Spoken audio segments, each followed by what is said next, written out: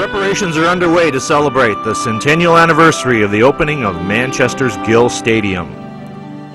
On September 8, 2013, Manchester rededicates the field named for Park Superintendent Ignace Gill, with football, soccer, and other festivities. The committee is seeking your donation options. Please write the Gill Stadium Committee at P.O. Box 1196, Manchester, New Hampshire 03105, or call Mike Lopez at 669-8058.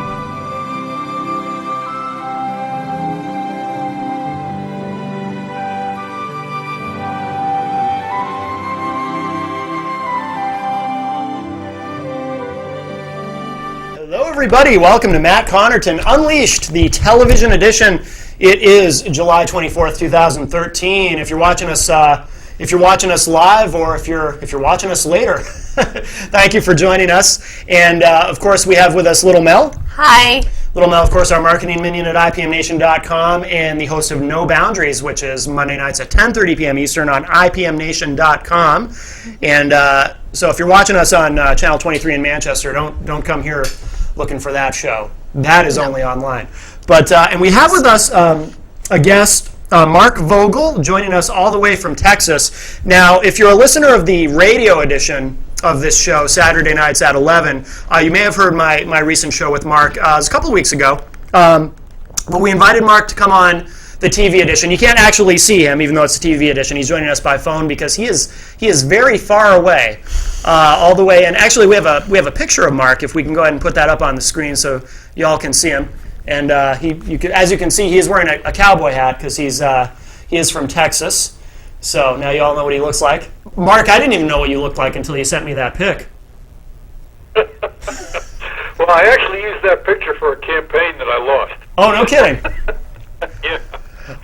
What do you call that? Is that a Stetson? Is that what I've heard that? No, well, called? a Stetson is a brand of cowboy hat. Oh, okay. It's a higher brand. That one is not a Stetson. I do own one, but that's not one of them. Oh, okay. All right. Just a regular cowboy hat. All right, I gotcha. And Mark, we invited you on today to talk about primarily you wanted to talk about the role of Christianity in the history of our country and so forth. And I thought it would be a really good discussion. I have a lot of questions. As viewers of this show or listeners of my radio show will not be surprised to know, I'm a big separation of church and state guy. So, and I always have been. So this is something that you and I disagree on. But that's one of the reasons I'm interested to talk to you about it, is because I want to hear your perspective, and I know you've done a lot of you sent me some book covers actually of some of the different books that are available on this, and I'm really curious to hear let's give it a shot. Let's see if you can convince me. I do want to hear your side of why you feel the way you do and all that. But actually, before we get into that though, I'd like to get a little bit of your history, because you were involved in politics in New York State originally, correct? That's right. When I got out of the United States Army, I was stationed at Fordham University, Okay. Catholic University, where I was teaching for the Army ROTC. And I taught at Fordham and John Jay in Manhattan, which is a city college that teaches law, and then Marist College upstate. Okay. And when I got out of the Army, I was in New York, and I met the woman that I eventually married in New York, and so I stayed there. And I was able in a number of years to get into politics, and I was in there. You were right. I was checking my numbers. Last time we talked, you said I was there 20 years, and you're exactly right. I was there 20 years.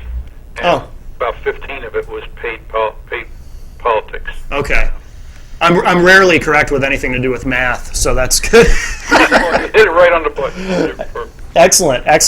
And the gentleman that you did you work for a few different people during the course of your political career there, or because I know there was one person who just passed away recently, sadly. Right, Senator Caesar Trunzo, who he was not only a senior senator, and I mean really senior, and that's how politics works. The longer you're in the office, the more seniority you get, as opposed to another senator who might just be elected. In Caesar's case, I think he was like 36 years as a senator, wow. And he ran 18 times. He ran in New York. The Senate runs every 2 years. Okay. And so he won 18 elections. No kidding. as senator. Yeah, and that's not counting his earlier time at town council and stuff like that. Okay. And so I worked for him, and for me, you may not like this word, but it was a real blessing because I learned a lot about politics. I learned a lot about governing, which is different than politics. Mm-hmm. And Caesar was a Roman Catholic who was an usher in his church, but he was very careful to separate those. Okay. And he was loved. I mean, the guy, I was amazed when I went through, a senator in New York represents about 350,000 people, and when I went through the election results that are by election district, I think we had 200 election districts. He won 60 to 70% of the vote in about 70% of the election districts. Wow. That's unbelievable. That's, and he didn't lose many districts out of 200. But he was a very popular man. Yeah. I loved him as a father. I mean, I thought he was a good man. To have had that long of a career. And what got you into politics? Because did you work for some other folks before him? Well, I worked for a county legislator. Okay. First in Suffolk County, which is out on the eastern end of Long Island. And what drew me to politics is I've always been, I wanted to be an Army officer when I was a kid. Yeah. And that's what I really studied. But the longer you study that, the more you figure out that the Army really exists to do the bidding of the politicians. Mm-hmm. And then once you start studying warfare, you have to start knowing what the politics is about of the war. And so it really, and then, I don't know. Maybe God led me that. I don't know exactly. I just loved it.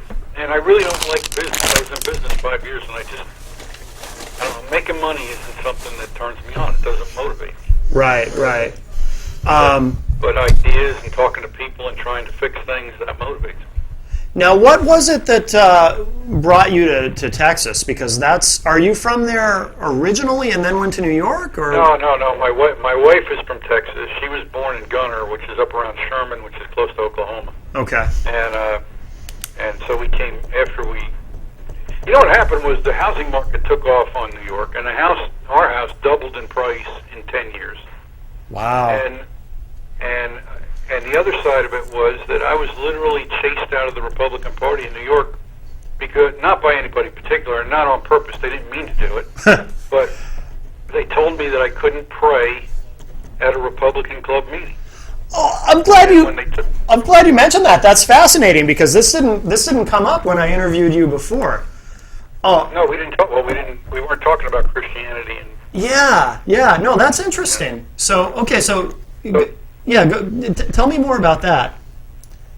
Well, I didn't really want to. I loved being in politics. I loved working for my senator. Yeah. But I'd like to hold an office, sure. But I didn't. But that wasn't what was most important to me. Most important to me was working for a man who was doing the right things and sure. trying to help people. Yeah. But I did want to be president of the South Shore Republican Club because the only thing I wanted to do was I wanted to start the meeting with a prayer. Sure. Which they weren't doing, and I wanted to do that. Which isn't unusual in Republican politics, right? Or maybe it is in the Northeast, but I get not in the Northeast. Not really. No, the Northeast is very different. At least my experience. I don't I can't speak for every Republican, but my experience has been that God is separated from politics in the Northeast, except in rare cases, like September 11th, when everybody decides to go to church. Well, that's nice, but it's too late. Right. But for me, I believe in God every day, every minute, affecting everything you do. And so that's all I wanted to do. I didn't want to do anything else. I just wanted to start. When I did start the first meeting that I was elected with a prayer, yeah. A couple of weeks later, I got a phone call that said, "We don't do that." Huh. And when I got that phone call, I said, "Well, if you don't," I mean, I didn't stand up and make a big stomp and yell and scream, but in my mind, I thought, "That's it. I'm leaving." No kidding. And it took a year and a half to leave, but I left. Yeah. So in that year and a half, did you continue to do the prayer, or did you just kind of say, no, they don't want it, so I'm not going to do it? Well, I mean,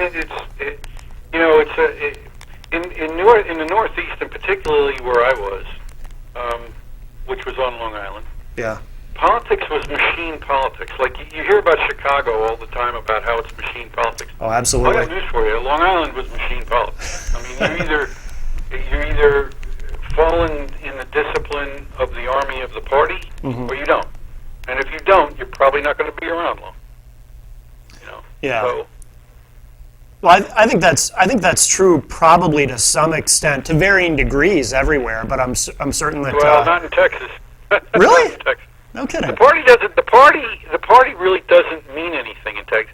In New York, for example, if you tried to run a primary against the person being nominated by the party, your chances of winning are almost nothing. Sure. You're Yeah. wasting a lot of time and a lot of money. Down here, there is no party to nominate anybody.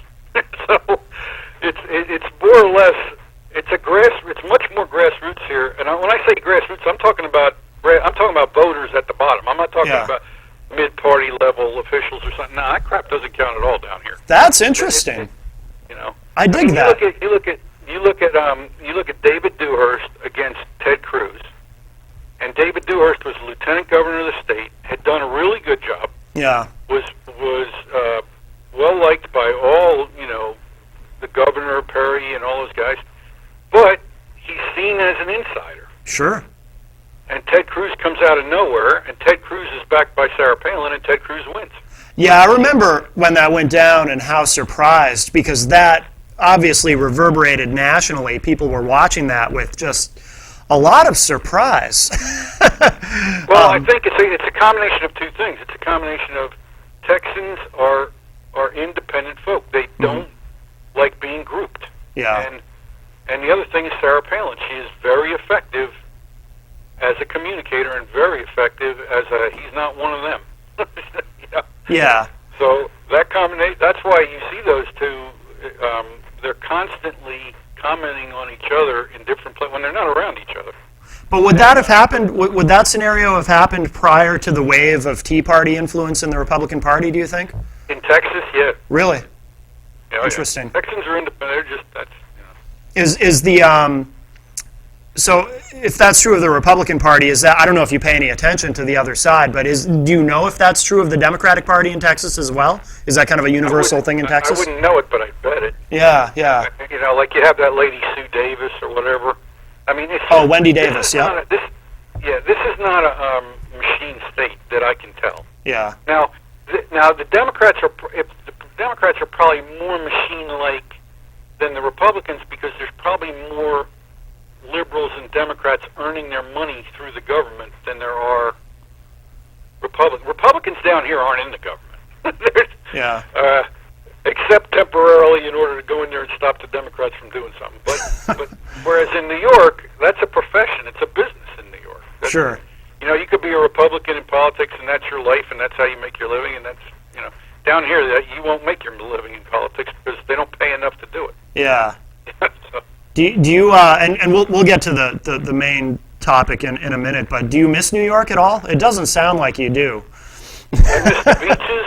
Well, I miss the beaches. I miss the pizza and Italian food. Yeah, yeah. And I miss the people from the perspective of the one thing in New York that I really, really like, and I see it in you too, is that two people can disagree, still be friends, still have fun, still have a drink, and totally disagree on an issue. Right, right. Whereas down here, if you disagree with somebody, they're your enemy for life. It's over.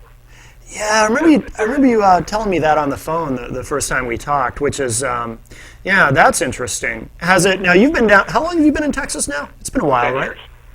Has it always been that way?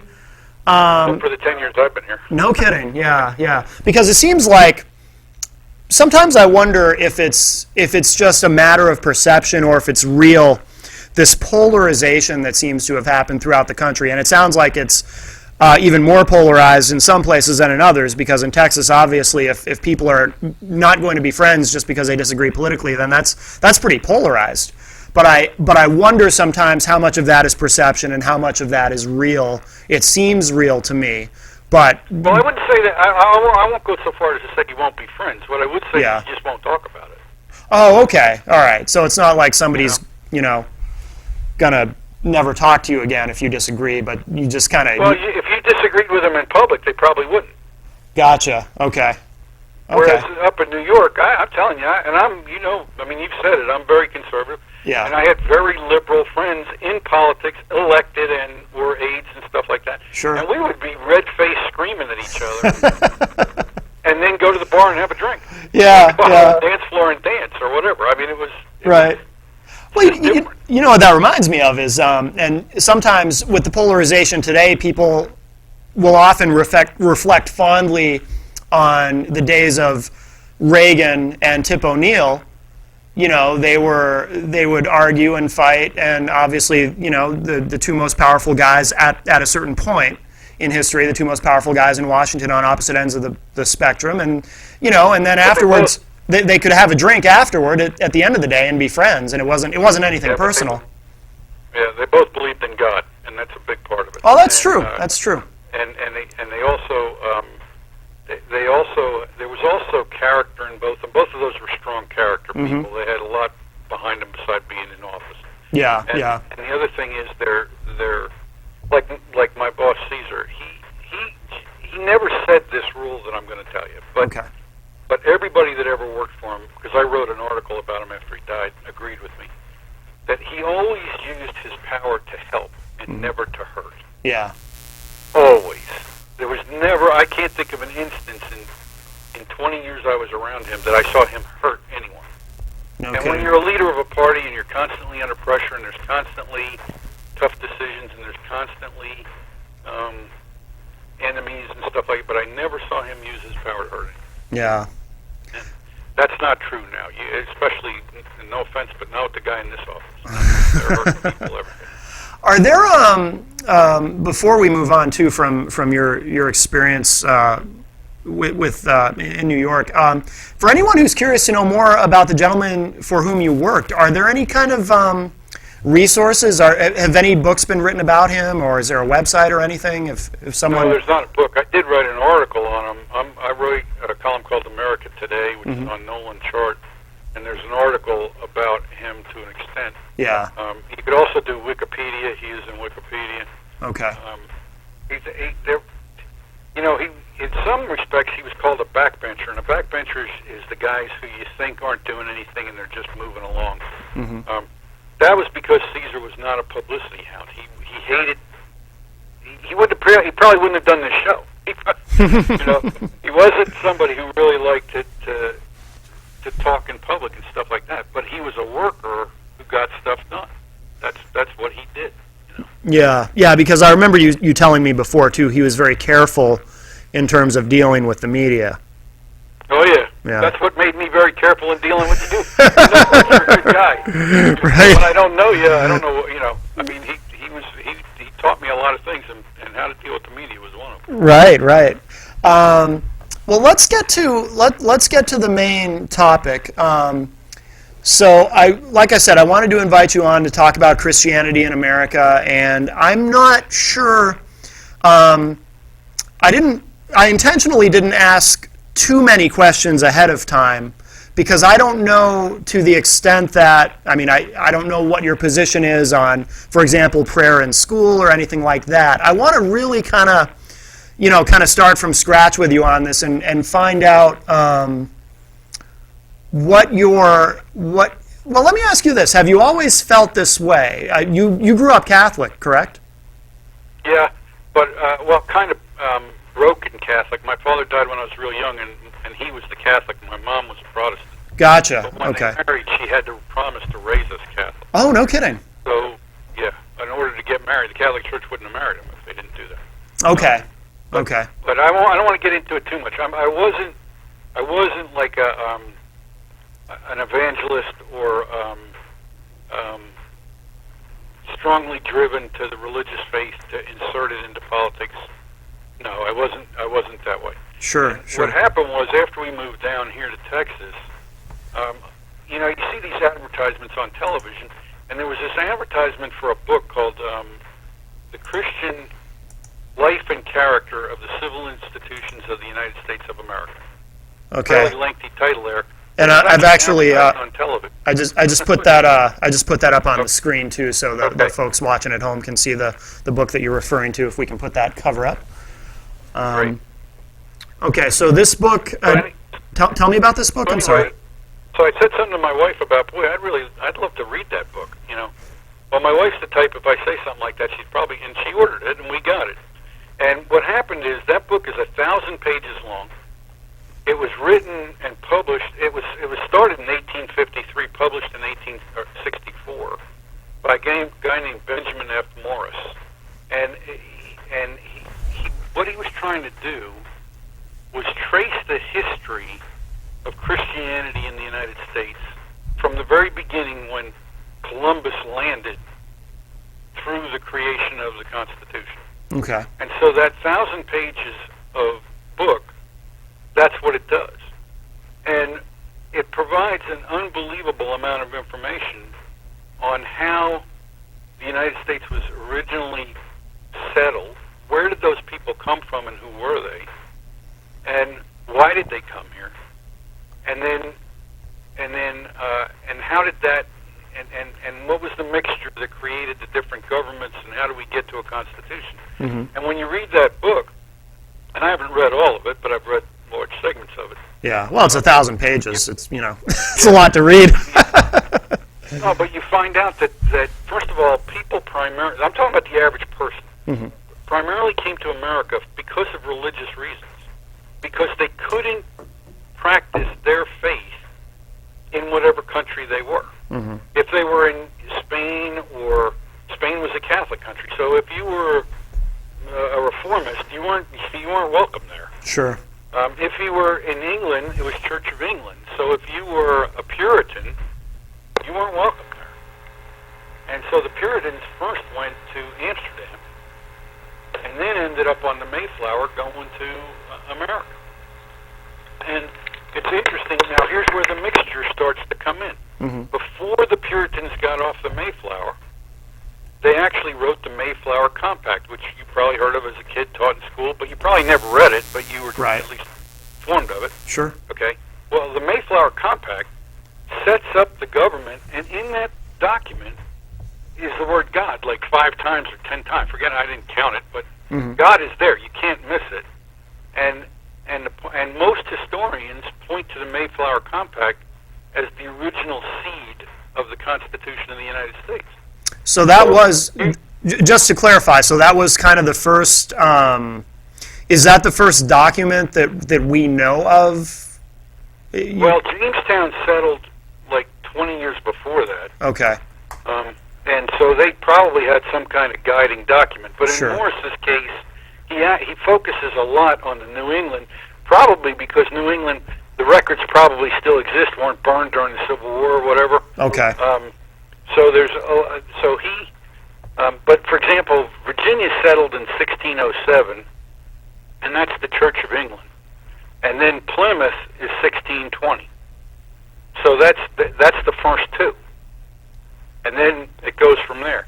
And each one of the states, which were colonies at the time, Mm-hmm. was kind of like a sanctuary or a place for a particular religion to go. Like if you look at Pennsylvania, it was Quaker. If you look at Maryland, it was Roman Catholic. If you look at New York, it was originally Dutch Reform, and then Puritan, and then Huguenots, and so on. And so I won't go through all the states, but my point is that the religious faith of the people had everything to do with why they were where they were. Okay, and they all kind of, so over time they split up, which probably didn't take long for that to happen, but I mean, were they coming over in groups of the same denomination? Yeah. Okay. Yes. Okay. Yeah. And they were setting up, and their governments were created basically around the churches. Mm-hmm. Now, it wasn't a theocracy. It wasn't where, it wasn't that aligned to the church that like it was in Europe. Mm-hmm. And in fact, states like New York's a perfect example, and so is Connecticut, so is Delaware. Those states more or less made it, they wanted you to be Christian, but they didn't really care what you were, Okay. as long as you were something.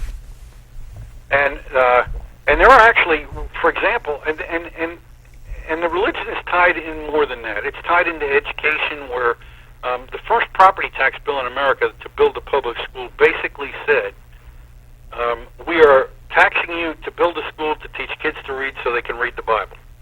Hmm. They didn't say so they can read the stock report. They didn't say so you could read an agricultural report. They said so you can read the Bible. Mm-hmm. And when you look at the first universities, Harvard, Yale, Cambridge, those universities were set to create ministers. That's why they were originally built. So everything in America was revolving around Christianity and God. Mm-hmm. And now, when you said, Mark, I'm sorry, I want to back up to one thing you said. You said they didn't necessarily care what denomination you were as long as you were something. Now, when you say that, does that mean that? I mean, does that exclude atheism? In other words, they wanted you to. They actually. Well, I was reading in that book yesterday where they actually had like this one. I forget which state it was, so I admit to not being an expert in this. But there was one state that passed a law that's basically said you will not be molested as long as you say you believe in Christ.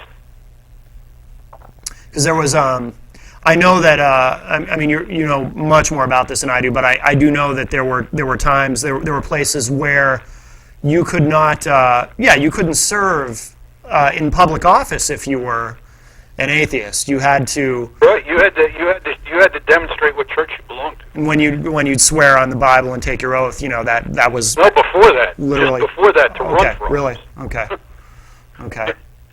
Yeah. So all I'm saying is that it was a lot more a part of America than what Americans today know, because they're not taught it. Right. And because it fits the mold of, well, we want to separate, which is really funny because that statement actually was first used to protect the church from the government, not vice versa. But, I've heard that said. Can you expand on that? What you mean? There's in a letter from Thomas Jefferson, as president, concerning some kind of policy, and it was in response to a minister afraid that the government was going to get involved in churches. Okay. But so anyway, I want to try to move you along. I don't know how much time we have. Sure. So that was the original country. But then as you move towards the colonies becoming states, Christianity stays right in the middle of it. And like in George Washington's case, George Washington literally said, I mean, it's written as a quote, that Washington said, you know, it would be impossible to govern a nation without the Bible and God. That's what our first president. Sure. And I think, I don't know if we talked about this in the last one, but there's another book that I sent you a cover of. It's called what the heck was that? Let's see. Hold on a second. So next one I have on the list here is The Harbinger. Called The Harbinger. Okay, And in that I'll put book, that up. it brought up a very interesting thing where If we can put that on the screen. first activity done by President George Washington, his vice president, and both houses of the entire houses, both of them. Well, that'll be 500. Well, now it's 500. I forget what it was back then. It's probably maybe 150 or something. Yeah. But the Senate, the House, the Vice President, and the President, after George Washington was inaugurated, but before he gave his inaugural address, that entire body got up and went to church. Yeah. Together. That's interesting. And consecrated this nation to God. Yeah. And then came back and he did his inauguration speech.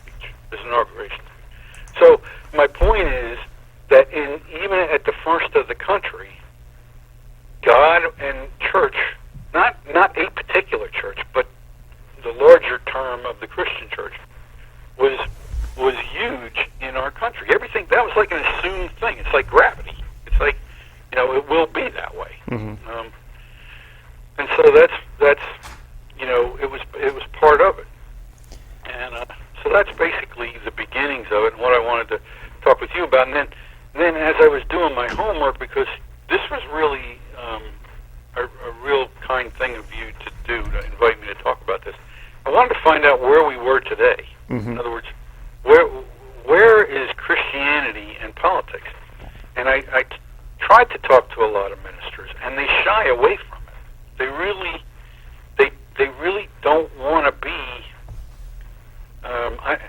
they don't know how to, or they don't want to be connected with the church with politics. Now, I'm what? not talking about electoral politics. I'm not talking Yeah. about Yeah. a pastor getting up and say vote for Republicans. Now, why do you think that is? Why do you think they're so? Well, I think they're afraid of it. I think they're Yeah. afraid of the IRS. I think the thing that happened with the Tea Party, where you see that stuff where the IRS was going against the Tea Party and the church, I think that's a big part of it. And I think another part of it is, and this is a part I'm really glad you asked, is they're not taught to do it.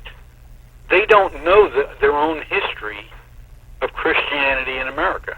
I asked several of them, when you were at seminary, which is where they go to learn their job as a pastor, or being a religious person of a church, did they teach you courses on American history and how Christianity helped form this nation? And I got blank stares. No kidding. Yeah. No, hell no, they didn't talk about that. You know, and I'm like, wait a minute, that was like the beginning of the nation was on the pastors. They're the ones that actually did most of the talking about, and there's another book I gave you, which is Forged in Faith, and that was written by a guy named Ron Gregg, and he's at Coastal Carolina University, and I was talking with him on the phone yesterday, and he basically said that Oh, I have the cover here. If we can put that up for a moment. yeah, Rod Gregg. Greg said that that pastors, the church people, were seen as the most influential, important people in the early communities in America, and that they were the ones that people followed. Mm-hmm. It wasn't actors and actresses. It wasn't politicians. It wasn't sports figures. It wasn't soldiers. It was the pastors, and that they held, they really controlled public opinion, and that kind of has changed through time. And he pointed to the mid-19th century, about this 1850s, 1860s time frame, and on, when the worldview in America changed from Judeo-Christianity to what it is now, secular humanism. Mm-hmm. Yeah. And go ahead. well, I was going to ask you, to kind of is there a specific set of events that you see as precipitating that change, or I mean, is it possible from your perspective to narrow that down at all? Like, what was there something that caused this shift in consciousness in the country? Yeah, the materialism of the Northeast. It was really that really had a lot to do with it, and the fact that commercial activity, money, jobs, industry, all that really dominated the Northeast and exploded onto the Northeast. And instead of it being family and church, it was more about making things, making money, production, all of that. And one of the big differences in the two constitutions, if you look at the Confederate Constitution and you look at the United States Constitution, about 80% of it is word for word the same. Okay. But one of the big differences right up front is in the Confederate Constitution, in the preamble, it calls for the protection and guidance of God, right in their own Constitution, which the North, it's not in the U.S. Constitution, and up there, the churches were actually splitting and dividing in the years prior to the war. And a lot of it was over this, what you and I are talking about now. Mm-hmm. Anyway, I think that's what really, I am no expert, no PhD, I don't even have a, Yeah. I got nothing when it comes to this. I'm just talking about what I've seen so far in my life experience. Let me ask you, Mark, I'd like to talk to you more about where we are now, because I feel like I do think, and I'm sure this is probably, I would assume this is probably the case in Texas, but I think it's really the case nationally, is that it would be very difficult if a politician were to, and I'm not saying that this hasn't been done in some state legislatures around the country, but on a national scale, if a politician were to declare him or herself openly a humanist or a secular humanist or an atheist or agnostic or whatever the case may be, I don't think that politician would have any chance of really getting any traction. because I still think that there is a strong, in both parties I would argue, more so the Republican Party than the Democratic Party, but I still think there's a strong, I don't know if commitment's the right word, but to having leaders who are believers and who are Christians. I think if a national candidate were to declare a desire to run for the presidency and were to be openly Muslim, or even Jewish, I don't know that they would get very far at all. What do you think? Well, I think we already have it. I think we have a president who's already said that he publicly to the world, this is not a Christian nation. I mean, he said that publicly. Mm-hmm. In the last Democratic National Convention, this was on television, you should be able to get video of it. Mm-hmm. The Democrats had left out of their platform any mention of the word God. Mm-hmm. And when they realized they did that, they made a motion on the floor to insert language that included God. I remember that. Well, in a voice vote, the no's were much louder than the yeas 3 times. Yeah. But the fact that they realized that they had left that out and then panicked over it, doesn't that, because again, I'm not talking about Obama saying, we're not a Christian nation or whatever. I'm talking about the electorate, the people who actually pick these people to represent them. I don't think will go for an atheist, an open atheist, or someone who's openly Muslim, probably even less than an atheist, frankly. Well, see, I think the reason they did that, to put that, but because when you're talking about elections, you're not talking about trying to get everybody to agree. Really, elections come down to 4 or 5 percentage points out of 100. True, the swing vote. Yeah. So all they're trying to do is knock down whatever negatives, try to keep as many negatives away. And so I don't think you're exactly right on this, Matt, because you look at the Northeast, where the Catholic Church is the predominant religion. Mm-hmm. It's predominantly Democrat. I mean, the big blue states are in the Northeast, California, and some of the central states like Michigan and that kind of stuff. Yeah, well, I can tell you. I mean, I'm in New Hampshire, and this is actually of New England. New Hampshire is probably the least blue, but we're also oddly, and I was surprised to learn this. We're the least church-going state in the country, so I think you're right. Right, and part of it, you look at the Catholic faith, and many of those people who claim to be Catholics are also accepting abortion. Mm-hmm. Now, that's where you're getting to the root of what Mark Vogel wanted to talk about. Yeah. Which is, I believe your faith should impact how you vote. Now, it shouldn't impact that you're a Democrat or a Republican, but it should impact the fact that if I'm a Catholic and I actually believe in God and Jesus Christ, and I believe the words of the Bible, then there's no way I can accept abortion. And if you're for it, I'm not voting for you. So, but that hasn't happened in the Northeast. People have, in fact, and this is where I may get real, people may hate me when I say what I'm saying, but in the Northeast, I see their faith in 1 hour on a Sunday. In the South, I see your faith 7 days a week, 24 hours a day. Mm-hmm.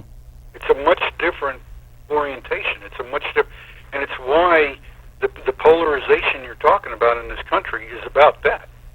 It's about the fact that if you actually, you and I are different people, okay? We have different beliefs, but you can't move me from God. Right. And I probably can't move you towards Him.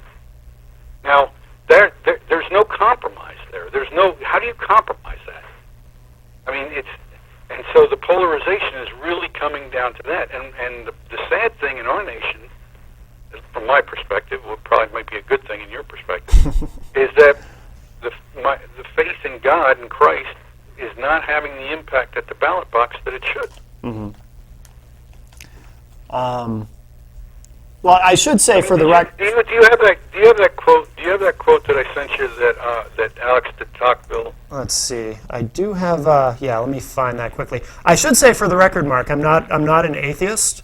I don't want to mislead anybody. I'm sort of what I call quasi-agnostic. which is probably another topic for another show. But I'm sorry, Mark, I do have quotes here. Which quote were you referring to? The very first quote Oh, okay. is from Alex de Tocqueville. I have it right here. If we can actually put that on the screen, that'd be great. Okay, go ahead. Okay, to remind your audience, Alex de Tocqueville was a Frenchman. Oh, it doesn't. Came Oh, to America. the quote doesn't fit. I'm sorry, Mark. Do you want me to read it? I can read it out loud if you don't have it in front of you. Yes. Okay. Not until I went to the churches of America and heard her pulpits aflame with righteousness did I understand the secret of her genius and power. America is great because she is good, and if America ever ceases to be good, America will cease to be great.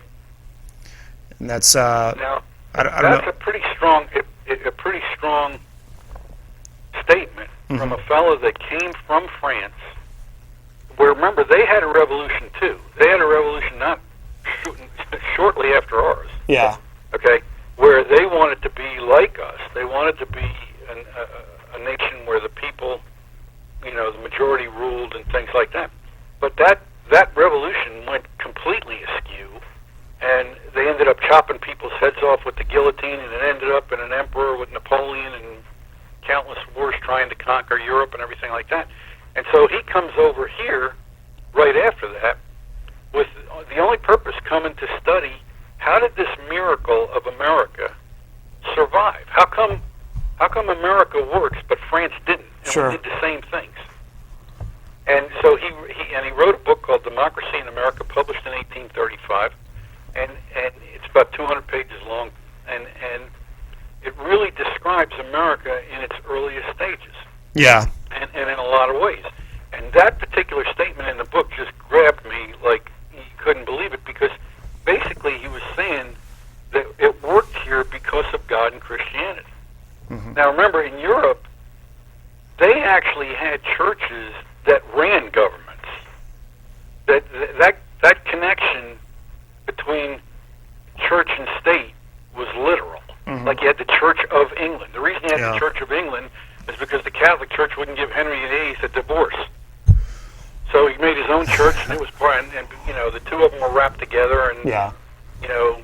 the corruption of government into the church and everything like that. Well, in America, it wasn't like that at all. You had Yeah. all kinds of different churches. They were all Christian, but they were all different. None of them were directly connected to the federal government. And so instead of it being like a pope telling a king what to do, it was the people voting for elected representatives who ran the country. Mm-hmm. So instead of coming from the top down, it was coming from the bottom up. And it's funny because Kirk Spears, who is a minister and the head of the American Conservative Party, I was talking to him on the phone in preparation for this conversation. That's basically what he said he wanted to see. He wants to see Christianity rise from the grassroots up, as it did when our country was originally settled, Mm-hmm. and rise up through the people, through the candidates, and into the government, as opposed to how it was done in Europe, where it was force-fed down through the king and the pope, or whoever the leader of the particular church was, bishop or whatever. Yeah. So it's a much different connection. It's a much different. It's actually God working through individual peoples and working up. So. What would you getting into some sort of some practical application in the modern world? I mean, what would you like to see happen in the United States today regarding some of this? For example, are you in favor of prayer in school? Yes. In public school? Yeah. And let me go to the bigger picture first, and Sure. it really kind of ties together with what's going on with Zimmerman and Trayvon Martin and those guys. In that, think about environment is super important in how you are and who you are. And if you think about, if you're poor, if you live in a poor ghetto type environment, you probably are more at risk for violence. You probably are more at risk at doing drugs. You're probably more at risk of a single-parent family. You're probably more at risk of not graduating from school. I mean, you could just make a list of things. Sure. Now, let's go to the other environment. Let's say you live in a rich neighborhood. Well, you're probably safer. You probably have more opportunity at education. You probably, get exposed to a lot more in your life. You may go to Europe for a vacation or something like that. So those two environments are dramatically different. Now let's talk about an environment with God and an environment without God. If every day you had to go to school and listen to a prayer and you don't want to believe in them, you just don't believe. Mm-hmm. But if you go to a school where there is no prayer, you don't even know there is a God. So you don't get to make a choice. Well, what about... That's exactly what I mean, the reason I'm in East Texas, you started this conversation with that. Yeah. The reason I'm in East Texas is partially because my wife is a Texan, but she's not from East Texas. East Texas is different. You know, Texas literally, when it joined the Union, has the right to divide into 5 states. Really? It's the only state in the Union that has the right to divide into 5 states. That's interesting. And that's because of the size and diversity and difference. Yeah. Well, here in East Texas, this is a Christian environment. If you're here, you can't not know Christ. Right. Now, you might not agree with it, you might not believe in it, but it's in your face. You're going to see it every day, whether you like it or not. And that's much different from a New York atmosphere where the only thing you ever see is a church sitting on a corner. Right, right. So it's just so totally different. And so when you ask about, what would I like to see? Yes, I'd like to see prayer in school. Absolutely, I'd like to see it. And in fact, I'm not going to say the school district or the school, but I went to a high school graduation this year where it opened with a prayer, it closed with a benediction, and the valedictorian speech was about Christ. And that was at a public school? That was at a public university? That was a public school. Yeah, yeah. Well, that's interesting. And I don't personally. I would not want to see prayer in public school, but I have no issue if I go to a graduation or whatever it may be, and there's some sort of prayer to open the ceremony or whatever, or a speech about Christ or anything. I have no problem with that at all personally. I tend to. I myself, and like I said, I don't consider myself an atheist. It's too confining. I'm very open-minded. But as far as atheists go, and this may be something we agree on, Mark, I don't know, but I tend to, in my own mind, and I always lecture people about generalizing and oversimplifying things and putting people into groups and whatnot, but I'm as guilty as anyone. In my own mind, I tend to divide atheists into 2 categories. You've got your regular everyday atheists, and then you've got the people that I call militant atheists. And to me, the atheists are people who just don't believe, and militant atheists are people who actually get angry that anyone believes, and they're the kind of people who, for example, if they had gone to that ceremony and heard a speech about Christ, they would have been angry. Oh, how dare this person force his or her religion on me, even though it's just a speech. So what? You can agree or not agree. Do you know what I mean? There's a lot of people who they're so fervid in their atheism that they actually, or the kind of people who will picket or demonstrate against a town putting a nativity scene out at Christmas time in the town square. It's like, who cares? If you don't believe, if you are an atheist, then it shouldn't matter to you anyway that that's there. It simply doesn't mean anything to you. So I kind of put atheists into those 2 categories. But I would almost tell you I'm a militant Christian. Yeah, yeah. I would say the opposite. I would say, right. Suppose let me put it this way. Supposing we went into a science classroom, but supposing somebody had decided that the sun doesn't really exist, that it's a mass hypnosis, that there really isn't a sun in this solar system. Mm-hmm. I know we see it every day, but it's not really there. And so if you're going to go and teach science, you can teach it, but you're not allowed to say there's a sun. And you're not allowed to say that anything that happens is in any way connected with the sun. Now, if you did that, now tell me why the planets move the way they do. Well, you see, somebody tied a big string on the top of each planet, and they kind of spin around in circles on this string.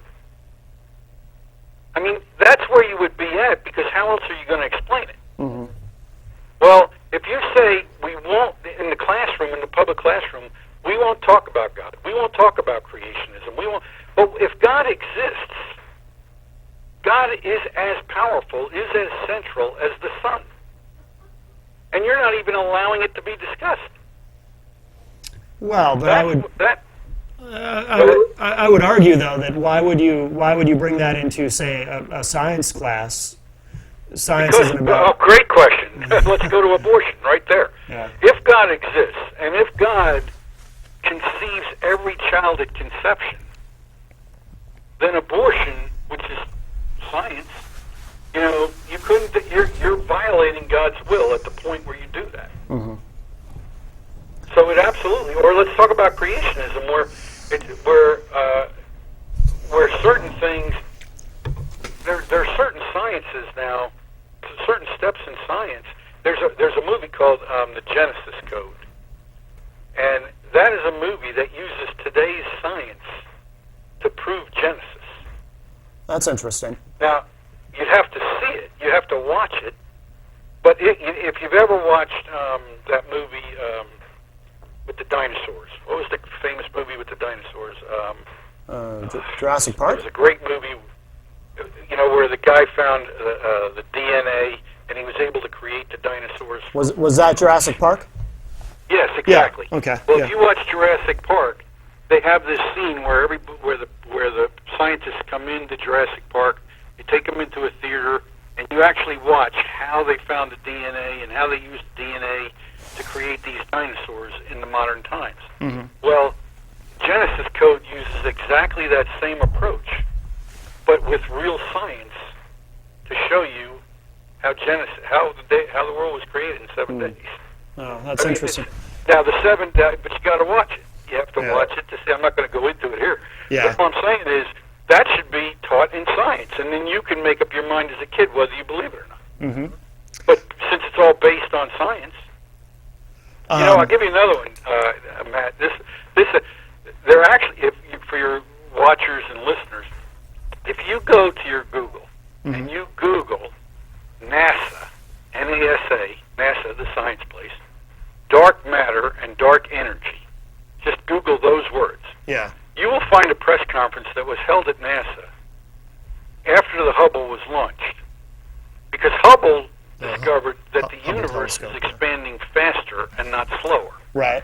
Now, before Hubble went up, every scientist predicted that expansion was slowing because of gravity. Mm-hmm.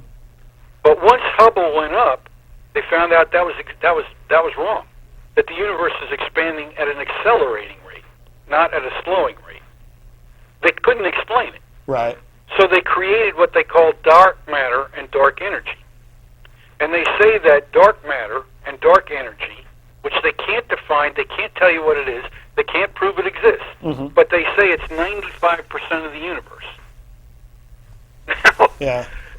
If they're allowed to say all that as scientists, they tell you, you can read the press thing, you can read the press release, they can't define it, they can't tell you what it is, they can't prove it exists. Right. But it is 95% of the universe. Well, then I'll put then God exists too.